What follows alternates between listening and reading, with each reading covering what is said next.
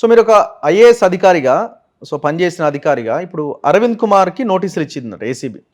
So ఎందుకు నోటీసులు ఇచ్చిందంటే ఈ శివబాలకృష్ణ అంటాడు దాదాపు 1000 కోట్ల పైన మార్కెట్ వాల్యూ ప్రకారంగా ఉన్న అక్రమాస్తుల్ని కలిగి ఉన్నాడు. సో ఎవరెవరికి పైసలు ఇచ్చినా ఏం చేసినామంటే అరవింద్ కుమార్కి 10 కోట్ల రూపాయలు ఇచ్చిందని ఒప్పుకున్నాడట. సో ఆయన వాంగ్మూలంలో ఆయన చెప్పింది. సో ఒక రియల్ ఎస్టేట్ సంస్థ నుంచి ₹1 కోటి అయితే ఆయన ఇంటికే పోయి ఇచ్చిన అని. సో కట్ చేస్తే వీళ్ళంతా ముఠా ఎక్కడ తేలుతుందంటే మన కేటీఆర్ పైన ఉన్న అక్కడ దాకా పోతున్నది. సో ఈ ఎట్లా చూడాలంటే ఒక 1000 కోట్ల రూపాయలు ఆస్తులు సంపాదించడం ఆయన ఐఏఎస్ ఆఫీసర్ కాదు, మళ్ళీ ఐఏఎస్ కూడా కాదు, ఒక ఆర్డినరీ ఒక డిప్యూటీ కమిషనర్ అడిషనల్ కమిషనర్ హోదాలో ఉన్నతనే 1000 కోట్లు సంపాదిస్తే ఆయన పైన ఉన్నటువంటి బాసు ఎన్ని సంపాదించాలి, అరవింద్ కుమార్ ఎన్ని సంపాదించాలి, ఆయన బాసు కేటీఆర్ గారు ఎన్ని సంపాదించాలి అంటే ఊహించండి. అంటే మనకి అందనంత కరప్షన్ జరిగిందండి, అవినీతి జరిగింది. ఇప్పుడు నాకు వచ్చినటువంటి ఫీడ్బ్యాక్ ఏంటంటే కొంతమంది అమెరికన్ ఫ్రెండ్స్ చెప్తున్నారు, ఆస్ట్రేలియా ఫ్రెండ్స్ చెప్తున్నారు, దుబాయ్ ఫ్రెండ్స్ చెప్తున్నారు, ఈ కుటుంబాలు ఈ అధికారంలో ఉన్నటువంటి మొన్నటి వరకు ఉన్నటువంటి అధికార కుటుంబాల వాళ్ళు ఊహించలేనంత సంపదని అక్కడ కొన్నారు, ఊహించలేనంత సంపద. ఇప్పుడు అర్థమవుతుంది కదా, ఆఫ్టర్ ఆల్ శివబాలకృష్ణ 1000 కోట్లు ఉంటే మరి ఇలా బాసలకు ఎంత ఉండాలి. సో చాలా క్లియర్ చాలా, ఎందుకంటే నేను చెప్తుంది అదే. అంటే ఇతను ఐఏఎస్ ఆఫీసర్లని కరప్ట్ చేశాడు, ఐపీఎస్ ఆఫీసర్లని కరప్ట్ చేశాడు, రాజకీయ నాయకుల్ని బాగా ఎక్కువ కరప్షన్ చేశాడు. అంటే వీళ్ళు చిన్నపిల్లలు ఏం కాదు, వాళ్ళు కరప్ట్ చేసి వీళ్ళు కూడా కరప్ట్ కావాలి. కానీ అలాంటి ఒక ఎన్విరాన్మెంట్ క్రియేట్ చేసిండు, నువ్వు సంపాదించుకో నేను సంపాదించుకుంటానే అలాంటి వాతావరణాన్ని క్రియేట్ చేయడం జరిగింది. ఐ థింక్ అరవింద్ కుమార్ని కూడా డెఫినెట్గా ఇమ్మీడియట్గా ఏ మాత్రమైనా కానీ ప్రైమా ఫేషా ఉంటే అరెస్ట్ కూడా చేయాలి అతన్ని డెఫినెట్గా.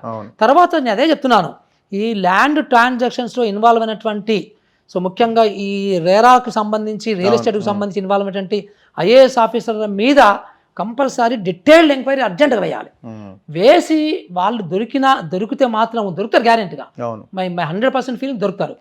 దొరికితే దొరికినట్టుగా డిస్మిస్ చేయాలి, ఉత్తర సస్పెండ్ చేసే సమస్య కాదు, డిస్మిస్ చేయాలి, జైల్లో పెట్టాలి. 100 కోట్లు సంపాదించుకొని ఎంత ఉంటుంది, తిప్పి కొడితే రిటైర్మెంట్ అయినప్పుడు ₹1 కోటి వస్తాయి అంతే. ₹1 కోటి నథింగ్, తెలుసా మీకు? వీళ్ళంతా చాలా కోట్లు. ఈ బినామీ ఆస్తులు కూడా కొన్ని దొరికినవి ఇట్లా ఉంటాయి, కొన్ని తక్కువ రేటు రేపు ఫారెన్ రూల్స్ ఎంత ఈజీ అయిపోయినాయి అంటే, ఉదాహరణకి అమెరికా వాళ్ళు ఏంటంటే ఒక $1 మిలియన్ కంటే ఎక్కువ పెట్టుబడి పెడితే సో డైరెక్ట్ గా ఐ థింక్ దే ఇన్వైట్, నువ్వు సిటిజన్ కావాల్సిన అవసరం లేదు, మొత్తం మనం కేటీఆర్ పోయి కొనుక్కోవచ్చు అక్కడ. నేను చెప్తే ఇది కానీ బట్ అందరూ తెలుసు ఎందుకని ఊరుకోపోతారు అమెరికాకి. సో అట్లా అది చాలా సులభతరం అయిపోయినాయి. సో మొత్తం వెస్టర్న్ నేషన్స్ అన్ని కూడా ఇన్వెస్ట్మెంట్కి మీకు తివాచపరుస్తాయి. సో దానికి ఒక ప్రొసీజర్ కూడా ఏర్పడిపోయింది.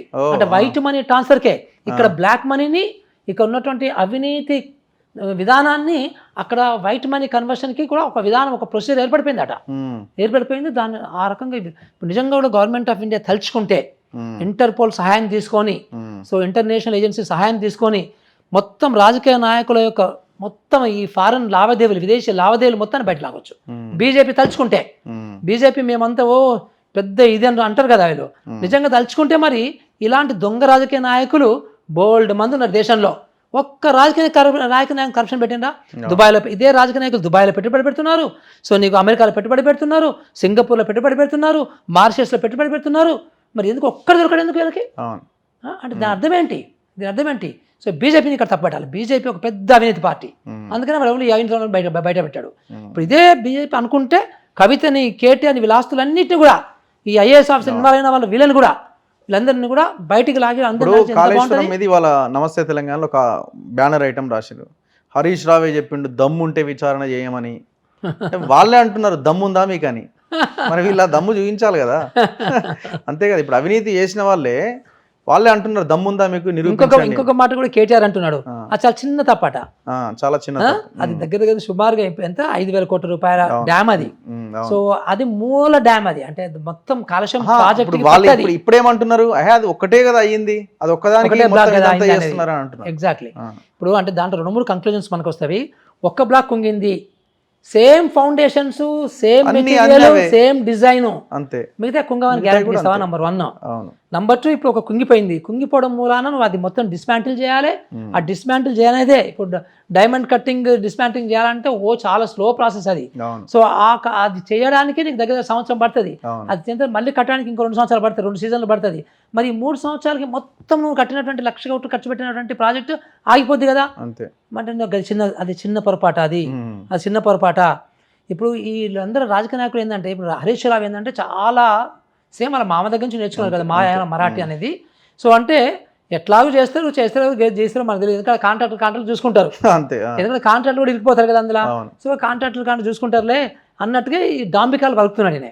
సో ఆయన చిన్న తప్పు అంటాడు, ఈయనేమో దమ్ముంటే అంటాడు. ఇవన్నీ కూడా కాళేశ్వరం అనేది కాంప్రెహెన్సివ్గా పెద్ద ప్రాజెక్టు. అది ఒక భయంకరమైన తప్పిదం, చారిత్రాత్మక తప్పిదం. అది నిజంగా కూడా దాన్ని జాగ్రత్తగా డీల్ చేసి, జాగ్రత్తగా దాన్ని కేసును డీల్ చేసి కోర్టు వరకు తీసుకెళ్ళగలిగితే Harish Rao as irrigation minister, అంతే, కేసీఆర్ ఒక ముఖ్యమంత్రి, ఎక్స్ ముఖ్యమంత్రి, ఆ ఈఎన్సీలు ఎవరైతే ఉన్నారో వాళ్ళు అందరు కూడా జైల్లో కూర్చోవాలి. అంతే.